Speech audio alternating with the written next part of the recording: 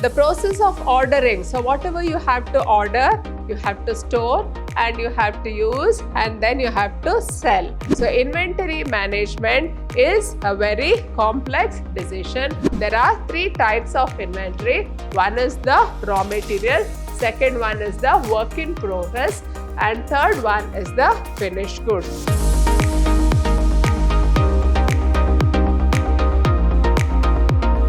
Hello everyone, I am Purnima, faculty in the Department of Commerce and Management, Vidhyaashram First Grade College, Temple of Excellence, MYSURU. I welcome you all to this session. In this session 1 of Unit 4, let us take up the chapter Inventory Management. So this is the chapter which has been described by the Mysuru University for the Production and Operations Management subject. Now, first one is, let us understand what is the meaning of the word inventory management. It refers to the process of ordering, storing and using and selling a company's inventory. So, the process of ordering. So, whatever you have to order, you have to store and you have to use and then you have to sell.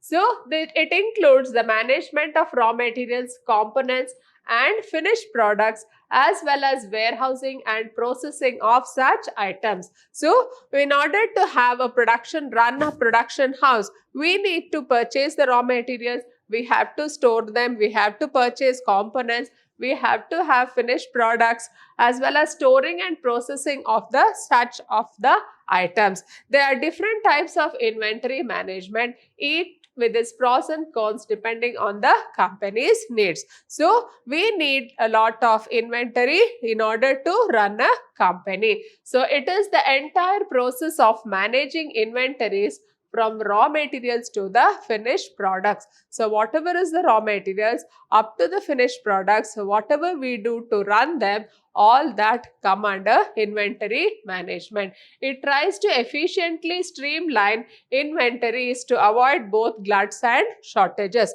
So, we should be able to see that there is always a flow of raw materials into the production house and there should not be any shortage of raw materials, and as well as we have to ensure that whatever goods are being produced, they are sold in the market and we don't have a huge stock of goods or raw materials. Now, the four major inventory management methods includes the just-in-time technology. This is one technique of inventory management. Then next we have the MRP, that is the materials requirement planning. Then the most popular one, that is the EOQ, that is the environment economic order quantity, and days sales of inventory, DSI. So these are the four important methods of inventory management. Now, an efficient inventory management is critical for the success of any business. Now, why do we say that inventory management is critical for any business? So, business aims to maintain an optimum inventory level that helps in timely meeting the customer's demand while minimizing the cost. So, we have to have a proper inventory management so that we can meet the customer's demand on time, and at the same time there should be a minimum cost involved. So, excessive inventory or stockouts both harm the company. Now, if you have to hold a large stock of inventory, that will need a lot of money, whereas even if you don't have any stock, then you may have the fear of losing out on the sales. So, that is why the huge stock also is not good for the company, and even running out of stock also is not good for the company. Excess inventory increases the cost while a shortage of inventory reduces the sales. So, when you have excess inventory, the cost will increase, but when we have a low of inventory, we will reduce the sales. Both these affect the profits of the business. Thus, one needs to manage the inventory at an optimum level. So we have to decide what is the optimum level at which the inventory has to be maintained. A crucial aspect of inventory management is the classification of inventory. So in order to see that, decide what is the optimum level of inventory needed in the organization, the inventory management can be classified into various types of inventory. Now, next, let us understand what are the benefits of inventory management. A company's inventory is one of its most valuable assets. In retail, manufacturing, food services, and other inventory intensive sectors, a company's inputs and finished products are the core of its business. So, it is company's inventory is the most valuable asset of the company. So, whether it is in retail or food services or in inventory intensive sectors, so inventory is the core of the business. A shortage of inventory when and where is needed can be extremely detrimental. So if there is any shortage of inventory, then it may be harmful for the company's reputation also. At the same time, the inventory can be thought of as a liability, if not in an accounting sense. Now, why do we say it is a liability? A large inventory carries the risks of spoilage, theft, damage, or shifts in demand. Now, if you hold a very huge inventory and then what happens is the inventory may get spoiled, or there may be theft, or there may be damage, or there may be shift in the demand. So all these are the risks involved in holding a huge inventory. It must be insured. If it is not sold in time, it may have to be disposed of at clearance prices or simply destroyed. Now, if the inventory is not cleared on time, then you have to offer it at a discount and see that it is sold away, or it has to be destroyed. So, for these reasons, inventory management is important for businesses of any size. So, we should not have a very huge inventory or a very small inventory. So, what is the ideal inventory? Knowing when to restock the inventory, what amounts to purchase or produce, what price to pay, as to when and what to sell, and at what price can easily become complex decisions. So, it is a very complex decision. So, inventory management is a very complex decision. Small businesses will often keep track of stock manually and determine the reorder points and quantities using the spreadsheet. So with the help of spreadsheet, a small organization can always know what is the level of inventory it is having. Larger businesses will use specialized enterprise resource planning software, and the largest corporations use highly customized software as service applications. So, depending on the type of organization, we can maintain the level of inventory. Inventory classification means to group the inventory item based on the various parameters. They could be inventory type, contribution to sales, frequency of sales, and inventory value.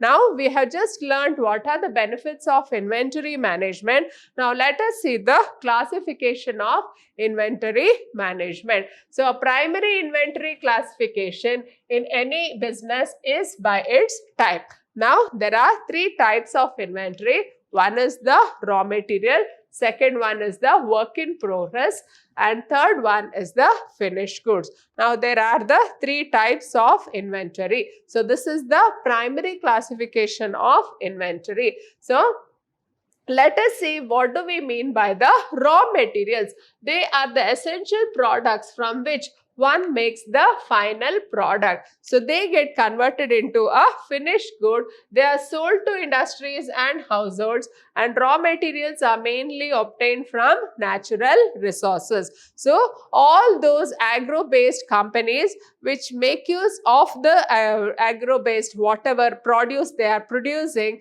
So they get converted into a finished product. For example, cotton gets converted into a textile. So in this way, we give farm utility to the agricultural produce. Few examples are wood for paper, leather for shoes, milk for sweets, etc. Then second type of classification is the work in progress. These are semi-finished goods made of raw materials. Such inventory items are yet to be completed for final sales. So they are still in the stage of finished goods. Third one is the finished goods. These are the finished items one sells to the customers. So in the primary classification, we have three types. One is the raw material, one is the work in process, and third one is the finished goods. Next, classification by contribution to sales. So few inventory items contribute highly to the sales. So such inventory items are generally given high priority and more resources are allocated towards their management, and they are monitored strictly. This is because such things drive the profitability of the business to a large extent. So, by the contribution to the sales, we'll have certain items. So, we can classify the items which have high sales, medium sales and low sales. For example, you have a car automobile dealer and he deals with the Mercedes-Benz, he deals with the Toyota cars on etc. Now, the sale of Mercedes-Benz car will be very low. But if he sells at least one car, then that will have a major impact on the sales figure, whatever he will be having. So that kind of a sales, that kind of a contribution to sales is what we mean by inventory based on contribution to sales. So even if he is selling one Mercedes-Benz, so it will have a huge impact on his sales. So this is because such thing drive the profitability of the business to a very large extent. Such inventory classification is more like the ABC analysis. So inventory items are classified into three categories in the ABC analysis. Now, here in the ABC analysis, so this is nothing but we have the ABC analysis. Now, in this, category A includes 20% of the items that contribute 80% of the sales. So, almost 80% of the sales value, whatever the company is having, it is contributed by 20% of the inventory. So, that we call it as category A. So, it is you are holding 20% of this in stock, but the sales is almost 80% of that. Then category B includes 30% of the items with 15% contribution to sales. So they will be having, you will hold 30% in stock and they will give you a sale of about 50% of the sales value. And category C includes the balance of 50% of the items with only 5% contribution to sales. So this next C will be, if you have 50% in stock, they'll give you only 5% in the sales. So such a classification helps the seller decide on the various parameters. So if you can classify the products into A, B and C, and you can see what is the contribution to sales. So based on that, you can be able to understand what is the inventory level you need to maintain. He decides the time and resources he should allocate to each category, which helps in increase the revenue and reducing the cost. Then the next is classification by frequency of sale. Some items sell quickly and some sell with a delay. So a seller can classify the inventory items based on the frequency of the sales, how fast the sales are there. For example, Sam is an automobile dealer. He deals in cars of various brands. In his inventory, he has cars of Mercedes brand and the Toyota brand. Cars of Mercedes brand do not sell, but when they sold, they contribute maximum to sales. The cars of Toyota brand sell frequently but relatively lower in value, and hence contribution to sales is not high as the Mercedes. Now we have the Mercedes-Benz and the Toyota, where this sales, it contributes to a very high sales value, but here the sales value is not so high. Another example could be a provision store. Here perishable items such as milk, bread and pastries sell quickly. These are consumables that generate steady demand. So based on the frequency of sales also, we can classify the various inventory. Then, however, such items such as grains do not sell as quickly as perishables. They have higher shelf life, hence once purchased, they can be stored for a reasonable time. Now, perishable goods means they have to be purchased daily. So, they will be daily sales. Whereas grains and etc., they will have a longer shelf life, and once stored, they can be, once you have purchased, they have a very long shelf life. Apart from the above, there are certain items whose demand is difficult to predict. They can be classified into different categories. So, sales frequency helps in deciding the product placement in the warehouse. So, where you have to place the product in the warehouse, that will be decided by the sales. Frequently selling items can be kept more accessible.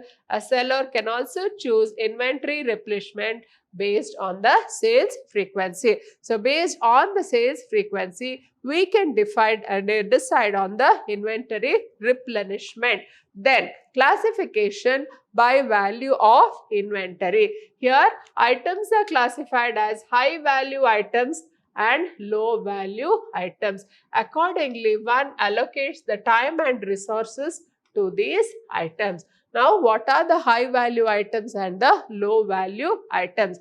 To carry out the inventory, one must adequately map the warehouse. One must create dedicated sections for different product categories, wherein all the shelves must be labeled with clarity. So, in order to see that we have a different value of inventory, we have to have a section for each of the product category, and each of the shelves must be labeled with clarity. This provides quick movement of goods as per the requirement. It also provides directions to employees and reduce the errors. So, classification by value of inventory.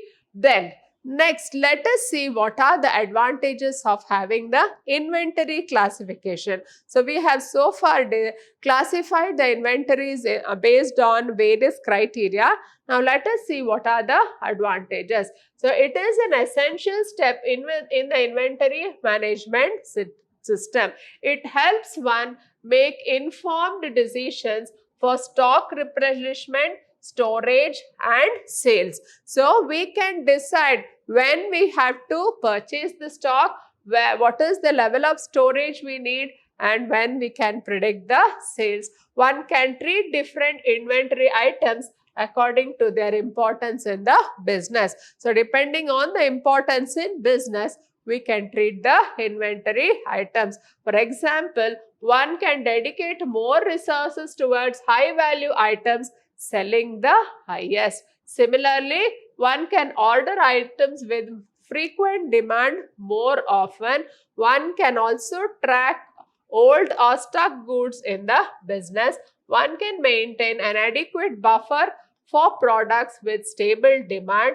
Thus, it helps in optimum inventory levels across the product categories. So, all those products which are selling very fast, you can have a huge stock of that, and those which don't sell so fast, you can have a limited stock of those goods. So, a seller can also regularly track the inventory and monitor the most profitable one. It reduces the chances of theft, provides clarity to employees, and hence increases their efficiency. All these help improve the sales and profitability of the business. So ultimately, if you can have a very good inventory system, you can see that you can have an improvement in the sales and profitability of the business. Then next, what are the objectives of inventory management? It is an essential process of tracking the stock of products. So we need to know what is the exact value of stock which is held by the company. It helps the companies to be more profitable since its basic principle is to hold the cost. So we can see that with the help of inventory management, we will be able to have an optimum level of stock in the organization. So we will be learning about the objectives of management here. So inventory management, that are expected to be operational and financial. So we have the operational objective and the financial objective. Operationally, stocked goods should be available in sufficient amounts, and financially, working capital should be minimized as possible. Then let us see what are the objectives of the inventory management. First one is fulfilling the order. The first objective of inventory management is fulfilling the order. Firstly, you cannot meet a received order if you don't know exactly how many of these products you have in hand. So you are getting an order. When you are getting an order, you should be exactly knowing what is the products you have in hand. Only then you will be able to meet the order efficiently.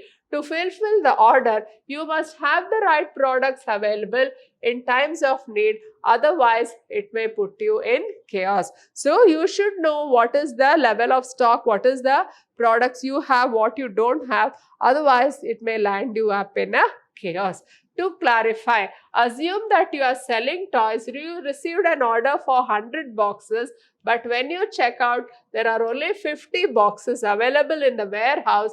The sales rep takes the order of toys without knowing the situation, and here comes the mess. Now you have already taken the order to supply so many boxes of toys, but then when you check your inventory, there are not so many boxes for which you have order has been received. So it will land you up in a mess. So then, not to experience this, the objectives of inventory management system should be used, and team members should be knowing the inventory situation. So whether it is the sales personnel or whether it is the production personnel, so everybody should know what is the actual level of inventory which is held by the company. Now the next objective of inventory management is having sufficient supply. Secondly, from raw materials to the finished products, inventory should be readily stocked in advance. You should supply the required material in enough quantity so that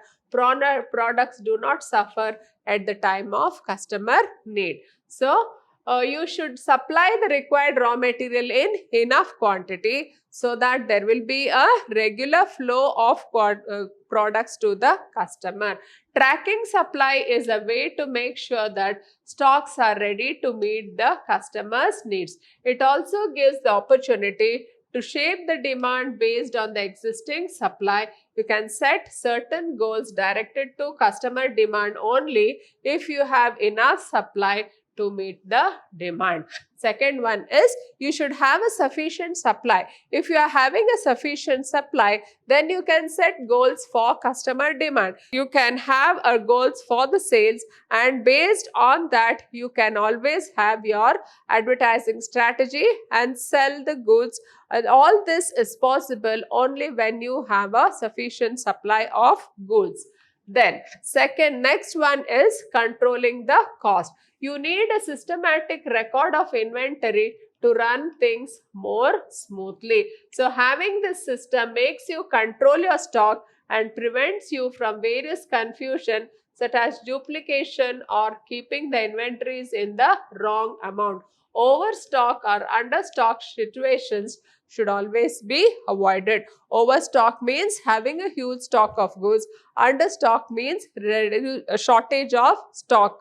So all these situations should be avoided. Suppose you are working with spoilable materials and you overstock them. Maybe you intend to keep those inventories as a backup in case of greater demand than usual. So all those stock which are spoilable, if you keep them, if you have a huge stock, then what happens? They get spoiled, and as a result of which you will have to dispose them. So this is not good. However, storing way too much of them may cause you more trouble than when you can't meet the demand. They spoil before they get used, and it eventually ends up with cost and extra effort. Now, the raw materials, if they get spoiled, then it will be a loss to the organization. It also adds to the cost of the product. Then, next one is minimizing the cost. The main inventory management is actually minimizing the cost. So, how do you minimize the cost? You should be minimizing the unnecessary capital to be financially all right. So, money is a crucial constraint after all. You should keep your investment at a minimum level and also keep the material cost under control to reduce the production cost. So, in order to reduce the production cost, we have to have the inventory at a minimum level. So, minimize your working capital as possible, since it is also necessary for other activities like operations and sales. So, when you effectively manage your inventory, you avoid from such expenses as purchase cost, carrying cost, storage cost, etc. So, if you can have an ideal level of inventory, then you can avoid the purchase cost, carrying cost, and the storage cost, etc. Then, the next objective of inventory management is avoiding the waste or the losses. So, it is highly effective when it comes to dealing with losses. An item being wasted or lost is quite natural when there is not a proper tracking system. So, besides theft, there is always a risk worth considering, no matter what type of work you do. Moreover, keeping a record of the items minimize the odds and loss, even if not eliminated. So, if you can keep a track of all of the stock, whatever you are holding in the company, then you can ensure that there will be no theft in the company, there will be no pilferage, etc. Having a record prevents any possible waste and also keeps your company away from theft.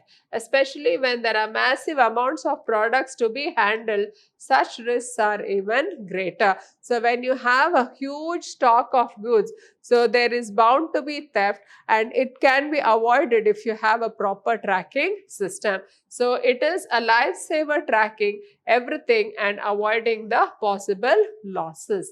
Then, enhancing overall production. So, it improves the production at so many levels. When there is something you prefer to change in production, having the inventory system makes you do it faster. So, when you have any change in the production plans, it can be easier to do so if you have proper stock with you. Then, in terms of ensuring an efficient supply, they already help production run steadily. If you keep your records and hold enough supply, production doesn't have to be restructured again. So, we can enhance the production if you can maintain an optimum level of inventory. Then, optimizing the product sales. Another thing that can use inventory is for analyzing the product sales pattern. Now, the sales is critical and important phase of the whole process. It helps to understand the current situation and make future assumptions based on the analysis. You can detect slow moving goods, for instance, and eliminate them. So, what are those goods which are slow in sales? So, you eliminate them and you keep only those goods which are fast in sales. In case you can down the prices aiming to dispose of them or even find another way to do so. With this, we come to the end of this session. Hope you have all followed it. Thank you.